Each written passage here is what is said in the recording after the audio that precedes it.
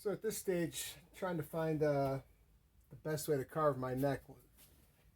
I find work holding to be one of the biggest issues. At the moment, I have this jaw stand by Rockwell. It's kind of a hobbyist woodworker type thing, but it is a kind of a nifty thing to have around the shop. I used to use a 4x4 that had a slot notched out. I clamped down on my bench to be able to get some access. And this was a prototype that really didn't work. This only allows me to get to one side at a time.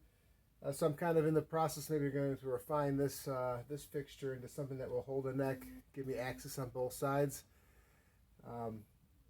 So yeah, with that, I've got a rough, proper thickness on the headstock, a rough shape out of volute. I've got to taper in the neck here at the transition from the headstock to the body of the neck. I've got my center line redrawn, and I believe I said earlier, this neck is not going to be a tapered thickness. This is going to be a consistent thickness on this neck. Relatively thin neck, but still a consistent thickness.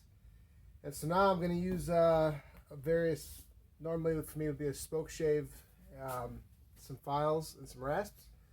I'm going to give the old Shinto a try. That seems to be popular. It's not one I've had a chance to use. So I'm just going to let a time lapse roll on this and get at it and see what happens.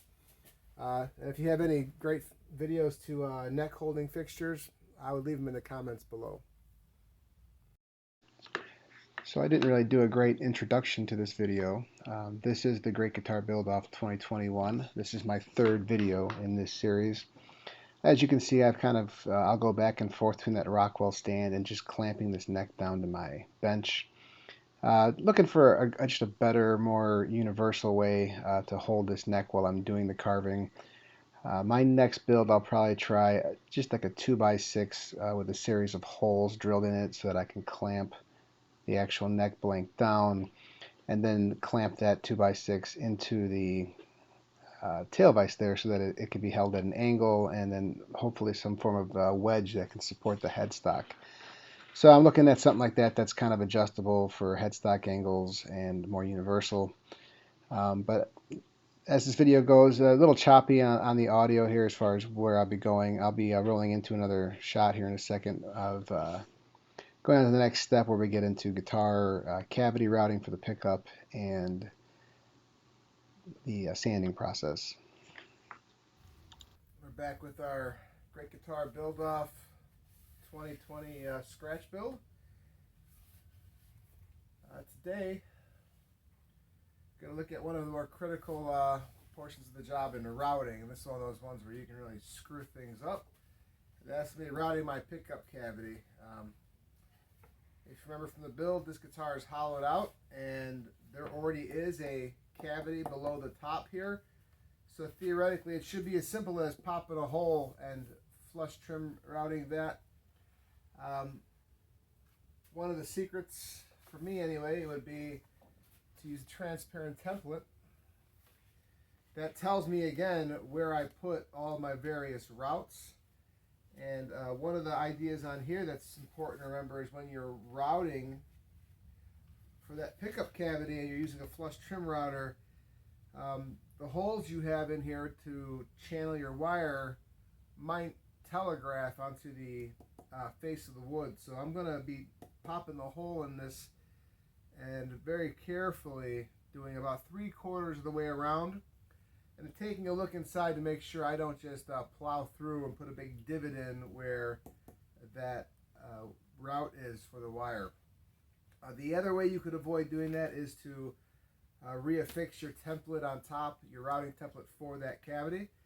And yeah, that's one other method to do it, and that might be how I do the final pass on the lower portion where that route is.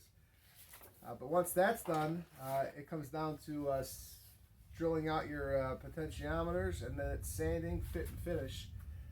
I do have some headstock tuner peg holes to drill and to taper, and I need to widen out my jack. But once that's done, the jack hole's done, we'll be ready to, again, final sanding, fit, and finish, and start assembling.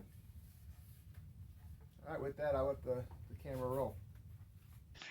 So with these time lapses, I've tried to cut them short as possible to keep the video itself short, but I lay down some painter's tape and do the super glue trick. I did opt to use the template again because I think I want them to slightly adjust the position of that pickup based on string placement.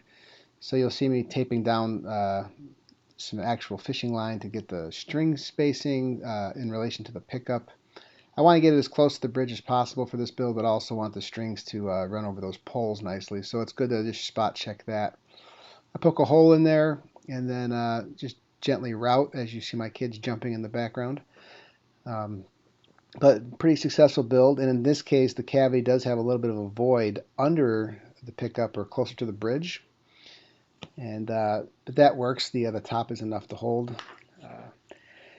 Once that's done, I go ahead and get down to level sanding. You can see that white paint that I have on the fretboards. I use that as a guide to know when I'm done.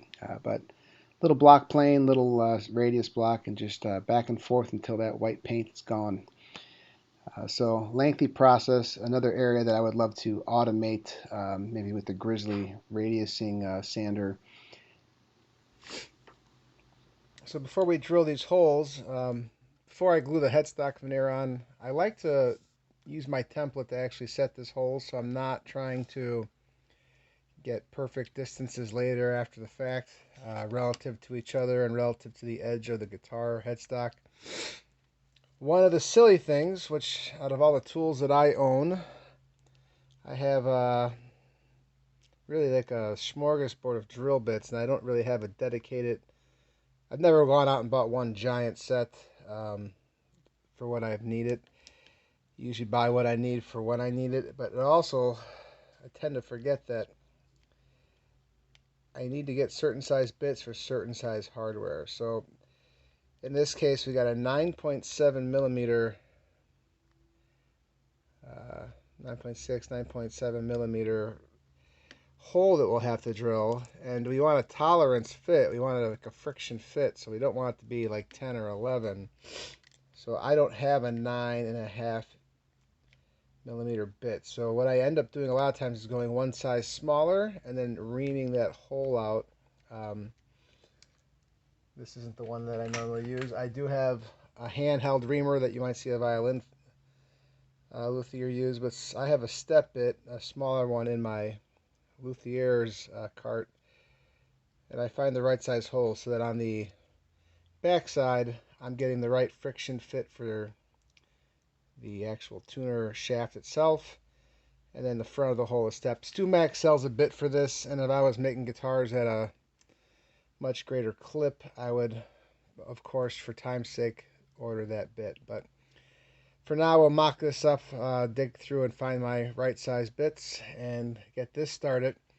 I like to drill this same pilot hole. I like to transfer that through to the surface here, and drilling with some kind of block of wood on here to keep this from tearing out too much. And then I like to, again, attack this from both sides, about halfway through each. And that's another issue too. The bits, you know, any big large spiral bit, and this obviously is like a 12 millimeter. This is way too big. But the fluting on this is so big, it's really hard to get into a thickness here and to do a very clean cut. These bits will want to grab and just dig right through. So it is nice if you have if you can chuck this up in the drill press and use something that's got the teeth like on a brad point bit. I just find that you get a little less grabbiness than you would if you were using a spiral bit.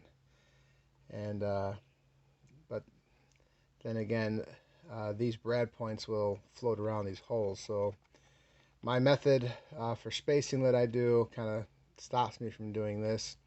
I could just mark this out with an awl and then be able to use a brad point bit in the future. But yeah, just one of those processes I haven't thought through far enough production-wise to really be able to knock this out consistently and quickly. But in the end, we'll get it, and it might take a little extra time, but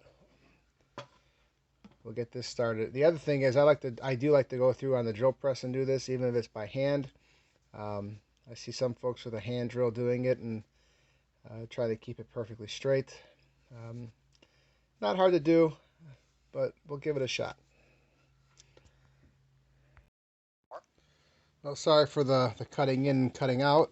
We went ahead and we pre-drilled those holes, and we got pretty clean holes going both ways. This one got a little bit of a tear up, but the hardware will cover that. And so as you can see, I'm very close to a friction fit with running my step bit through there. Now I just have to run my reamer. Just give it a kiss with the reamer, and these will sit in those holes rock solid. One step I forgot from the intro is setting out a center line here again and dropping in our logo. So that is another tedious, time-consuming process, but one that's always kind of rewarding in the end. Trying to find a spot to where we can drop in our pearl dots and try to find a way to... I've got a drilling template for this, but it's also always fun to figure out where we want to position said logo. I've played around with this on other guitars. I tend to get it right up at the top here and drop it in like that and flood that with super glue. So I cut that audio clip short, just trying to save the time length on this video. What you're going to see me doing here is using my drilling guides and templates that I have for my headstock and putting down that painter's tape and just getting my landmark set and resetting my center line. And I'll be utilizing a laser as well as the center finding ruler just to help line everything up. Having those curves in the headstock makes it a little more difficult, especially if they're not perfectly symmetric. But I use the laser not just for the routing of the neck pocket, but now I'm able to use that laser in this build to just double check my center line there and then mark things out. And this is your last chance to really make sure if anything is slightly off that you can end up with something that's visually pleasing and not biased to one side or the other. Now I do have a smaller drill template specifically for the logo that you can see there. I'll plop that on and make my marks.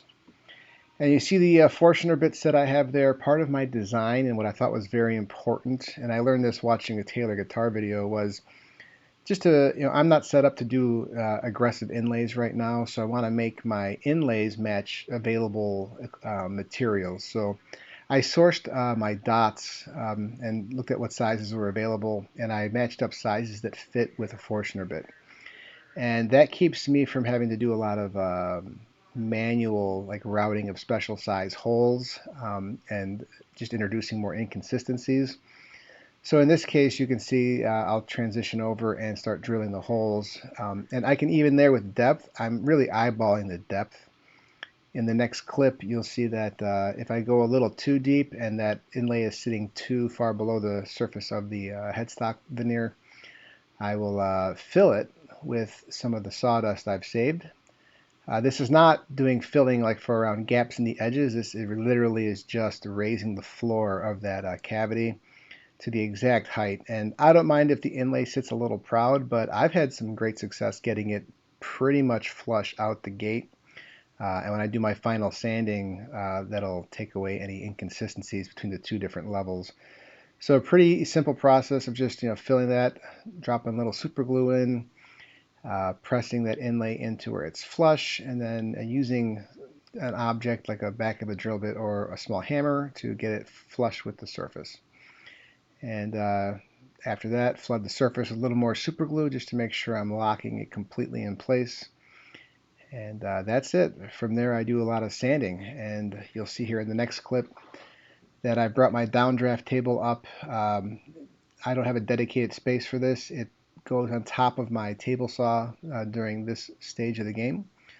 So this is where I mask off the fretboard, which gets an oil finish in the end. So now we just cover that up so that we're not getting drips and dribbles on there. I did not film doing the side dot inlays, but it's the same process. I mark a line use an awl, drill my holes, and then hammer in with some super glue all of those pearl dots. Again, sourcing something that matches a drill bit size.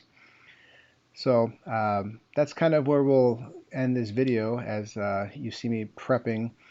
I'll take the body out and try to mask off those areas that I don't want finished to build up. So the walls of the walls and the floor of the neck pocket cavity, and the other area really difficult would be back of the guitar to look at the control cavity.